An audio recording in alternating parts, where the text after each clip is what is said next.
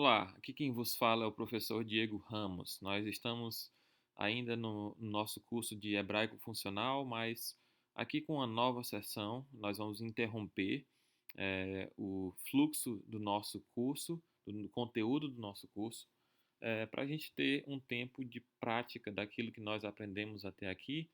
Nós temos, em toda lição, estudado um versículo que gera os conceitos que nós temos aprendido, mas nós não pegamos um texto maior ainda para a gente ver como todas as lições que nós vimos até aqui entram em prática em um grande texto, certo? Então, nos próximos vídeos, nós vamos explorar essa passagem aqui, palavra por palavra, de Gênesis capítulo 22, versículos 1 a 19.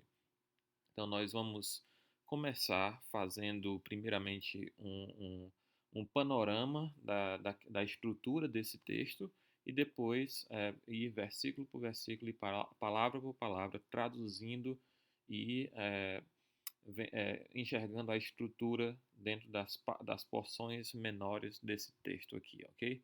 Então, em primeiro lugar, nós queremos, quando nós abordamos um texto, nós queremos saber os limites da porção das escrituras que nós vamos estudar. É o que a gente chama de perícope, certo? Então, aqui nesse texto de Gênesis, e como muitos outros textos narrativos, nós temos alguns fatores que nos ajudam a identificar, a segmentar a nossa perícope, certo?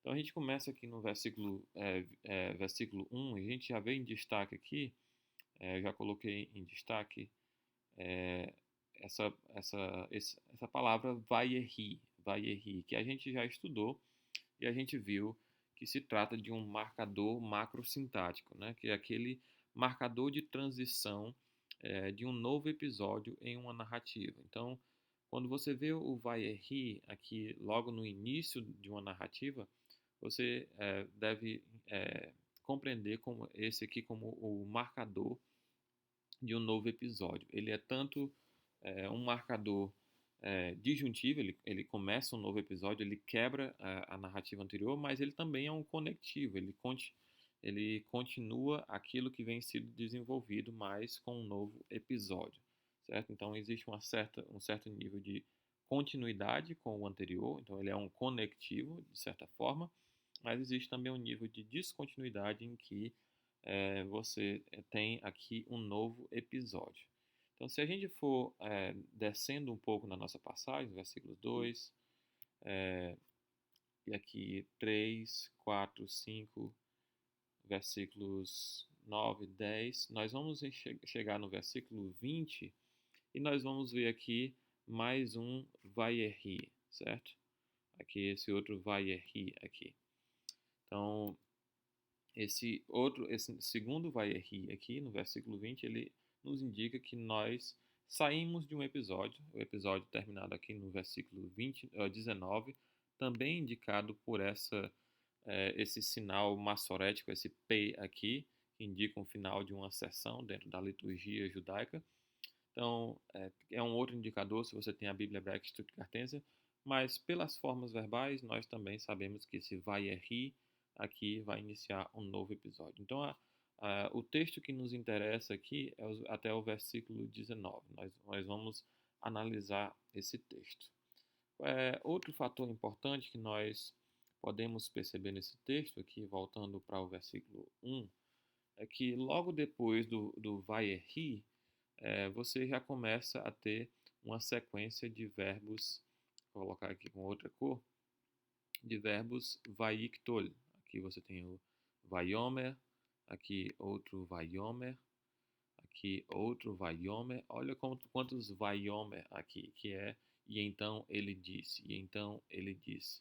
Você nota aqui que nós temos uma narrativa, mas uma narrativa que é completamente incrustada de discursos diretos, certo? De falas, de diálogos. Então você tem uma estrutura narrativa, mas que é frequentemente interrompida por diálogos. São os diálogos que dão, são esses veículos que movem a narrativa, os eventos que acontecem, mas são os diálogos que nos dão os detalhes dessa narrativa aqui, certo? Então você nota aqui a quantidade de vaiomer aqui. Aí você vai progredindo, você nota outros vaiktol. Então até aqui no versículo 2 não tem mais nenhum vaiktol. Mas se a gente progredir para o versículo 3, você tem um próximo vaiktol aqui. Aqui mais um vaiktol. Então, esse é o exercício. Pegue os PDFs o PDF dessa passagem aqui e faça esse exercício de marcar todos os vaiktol. Esses vaiktol, que relembrando o que nós temos visto aqui no nosso curso, eles formam a espinha dorsal da narrativa histórica. Eles formam a estrutura principal dessa narrativa histórica. Mais um vaiktol aqui. Aqui mais um vaiktol, aqui mais um, e até o versículo 4 são esses os vaiktol que nós temos. Então, se você gosta de fazer o exercício de fazer diagrama de bloco, se você puder pegar esse texto aqui e colocar no Word, então você teria esses vaiktols aqui todos alinhados no mesmo nível, eles formando a estrutura principal dessa narrativa. Então, essa é a primeira observação que a gente pode fazer aqui. E a partir dos vaiktol, a gente pode ir progredindo para a gente passar a traduzir esse versículo aqui, sabendo que eles formam a nossa estrutura principal. Então, nós podemos progredir agora para explorar esse texto aqui, versículo por versículo e palavra por palavra. Então, vamos começar aqui pelo início aqui do nosso texto. Você tem, colocar aqui o marcador para a gente ir circulando algumas coisas aqui importantes. Então você tem aqui Vayehi, Errar, Achar, Hadevarim, Ha'eleh. Então aqui você tem a primeira porção de texto que a gente vai analisar, certo? Então, vou afastar aqui um pouco.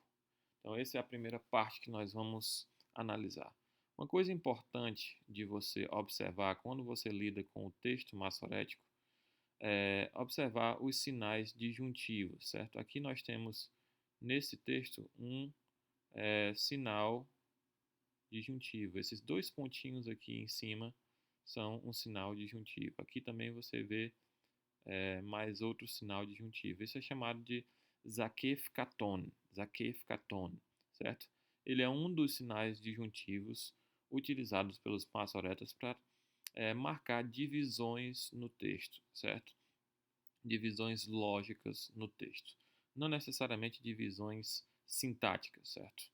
Mas divisões lógicas dentro do texto. Então você vê várias ocasiões em que esse Zakef Katon ocorre. Então observe esses sinais aqui em cima das palavras. Parece um shivá, mas na verdade não é um shivá, é um zakef katon, é um sinal disjuntivo. Então você marca uma divisão aqui onde ele ocorrer. Aqui você marca uma divisão, você marca outra divisão aqui e assim por diante. Um outro sinal importante é esse aqui, esse atnar, aqui do lado do kamet, certo? Esse sinal também é importante, mais importante até do que esse aqui, do que o Zakef Katon. Ele marca a principal divisão lógica de um versículo conforme entendiam os massoretas, certo? Esse é chamado de Atnar, Zakef Katon e Atnar, certo? Mas, olhando aqui, voltando, nós temos Vayehi, Ahar, Hadevarim, Ha'eleh. Então, aqui nós comumente traduzimos aqui como e aconteceu, certo? E aconteceu. Ahar, depois, né, que é um marcador de tempo, certo? Normalmente, o Vayehi vai ser seguido por um marcador de tempo. Então, quando é que esse episódio ocorre? Esse episódio ocorre depois de isso aqui. E o que nós temos aqui é Devarim, Hadevarim. Então, nós temos aqui o artigo, certo? A marcação do artigo aqui, rei, patar e o dagesh aqui na frente.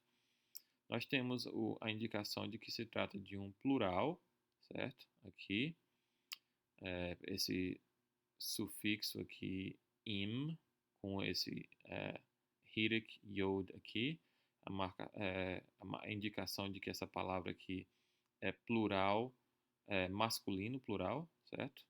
E aqui você tem novamente o artigo, ha, certo? E com a diferença de que nessa situação aqui, você não tem o dagesh na primeira letra da raiz. Por que você não tem o dagesh aqui? Porque essa letra aqui é uma letra gutural, certo? Então ela rejeita o dagesh forte. E como resultado, enquanto aqui você tem um patar, certo? Porque o dalet não é uma gutural e não rejeita o dagesh forte. Aqui, por conta da rejeição do dagesh, o patar, que ocorreria normalmente aqui, passa a ser um kamet. Ele é alongado como resultado da rejeição do dagesh forte aqui. Então, essa estrutura aqui é a estrutura de um substantivo e um adjetivo. Então, substantivos e adjetivos, eles vão concordar tanto em gênero quanto em número, certo? E aqui o que acontece? Esse aqui é o nosso pronome demonstrativo, estes ou estas, que é a forma plural, tanto que serve tanto para masculino quanto para feminino. E aqui nós temos a forma masculina. Então, essa forma serve para os dois, no caso aqui, um caso especial. Mas existe uma concordância aqui de número, já que aqui é plural, aqui também é, e de gênero, já que aqui é masculino e aqui também pode ser masculino quanto feminino. E um outro critério de concordância entre o substantivo e o adjetivo é o grau de definição, ou seja, ambos têm que ser definidos ou indefinidos, certo? Eles devem concordar em grau de definição. Se um for definido, o outro também tem que ser. Se um for indefinido, o outro também tem que ser. Então, aqui os dois têm o artigo, que é para estabelecer a concordância em grau de definição e nos indicar que isso aqui é um adjetivo atributivo a essa palavra aqui, a relação atributiva entre esses dois. E aconteceu depois destas, literalmente, coisas, mas eu não gosto de traduzir essa palavra aqui como coisa, ou depois destas palavras também seria a palavra davar, certo? Então, eu aconselharia você jamais traduzir como alguns livros orientam a traduzir como coisa.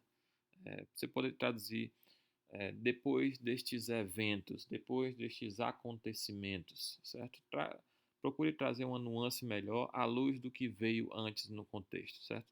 Então, normalmente você poderia traduzir como e aconteceu depois destes eventos, depois destes acontecimentos. Então, o que foi que aconteceu?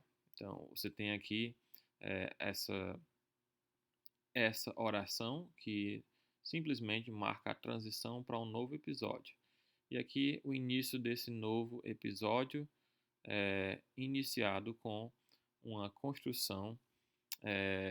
Aqui nós temos o verbo katal e aqui um elemento x qualquer. X katal, certo? Então, ve'ha Elohim nisa. Ve'ha Elohim nisa. Então, nós temos aqui o verbo no katal, certo? E nós temos aqui a palavra ha-Elohim. Então, você tem o verbo katal, terceira pessoa masculino. Deixa eu colocar aqui para a gente deixar essas informações aqui. Então, você tem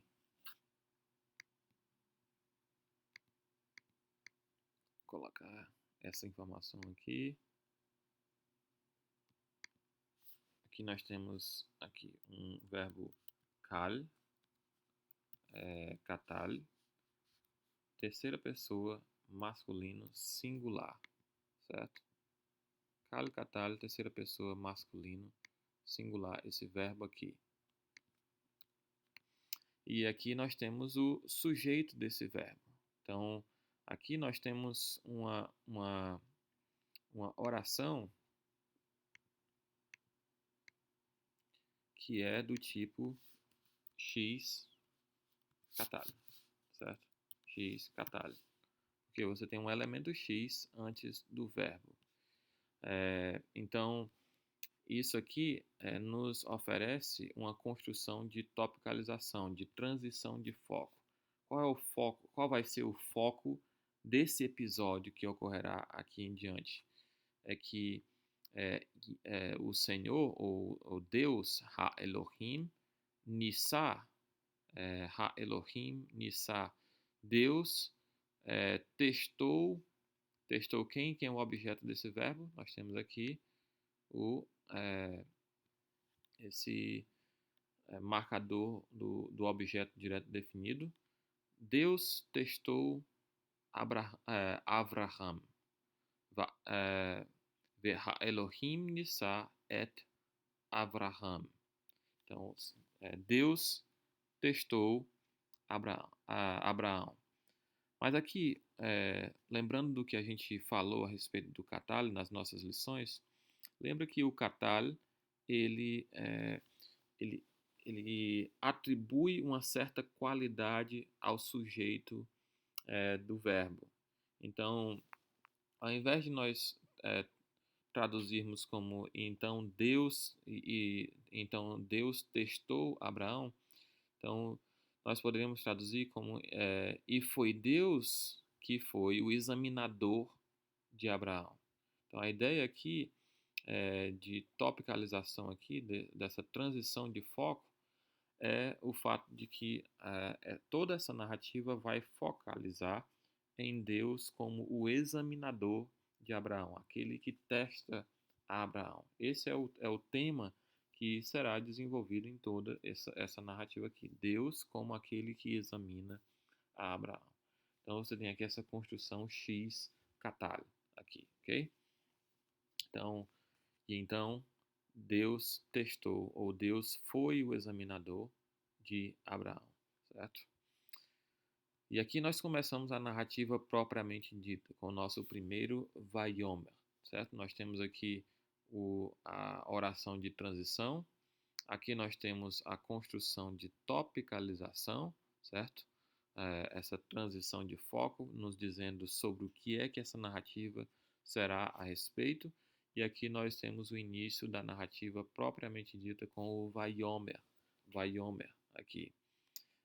Vayomer. Então, e então ele disse, certo? Aqui Deus é quem disse. Aquele é o foco aqui. Para quem é o objeto do teste aqui, certo? Que é Abraham. Então Deus disse, Vayomer, Eilav, Eilav. Aqui nós temos a preposição el com o sufixo pronominal da terceira pessoa masculino singular. E então ele disse para ele. Então quem é ele e quem é ele? Né? Aqui. Então Vayomer, quem é o tema sobre o que se está falando aqui? É sobre Deus como o examinador de Abraão. Então, quem disse aqui foi Deus, e ele disse para quem? Para o objeto do exame, que é Abraão. Então, se você quer tirar toda a ambiguidade aqui, você poderia traduzir como e então Deus disse para Abraão. Então, Deus disse para Abraão, trazendo o sujeito daqui para cá, certo? Se você quiser fazer essa desambiguação aí na hora da tradução, porque e então ele disse para ele não vai ficar com muito sentido aqui para a língua portuguesa. E então Deus disse para ele, para Abraão, certo? E o que foi que Deus disse? Simplesmente Avraham, Avraham. Então, esse é o conteúdo do discurso direto aqui introduzido pelo Vayomer, certo? Lembrando aqui que nós temos esse verbo, como é um Vayikol, é parte da linha principal da narrativa histórica, mas ele normalmente, como é um verbo de comunicação, a raiz amar aqui, que significa dizer, ela normalmente introduz um discurso direto. E esse discurso direto aqui é muito curto, né, muito pequeno. Simplesmente é um chamado. Avraham, só chamando Abraão. E aí a narrativa continua. Vayomer. E então ele disse. Agora quem disse? Quem foi? Acabou de ser mencionado aqui. E então Abraão disse. Né? E então Abraão disse. Hineini. Hineini. Aqui nós temos a palavra hinei, certo? Junto com o sufixo pronominal da primeira pessoa comum singular. Hinei, que significa eis ou veja, é, pode ser traduzido aqui, Hineini, pode ser eu estou aqui, eis-me aqui, é, olhe para mim, né? Seria literalmente mais ou menos isso aqui, a ideia de olhe para mim, eu estou aqui, seria essa ideia, no caso aqui, de prontidão, Abraão mostrando a sua prontidão ao chamado de Deus aqui. Abraham, Hineini, Abraão, eis-me aqui, eis-me aqui, eu estou aqui, certo? Que Hinei mais o sufixo pronominal da primeira pessoa comum singular.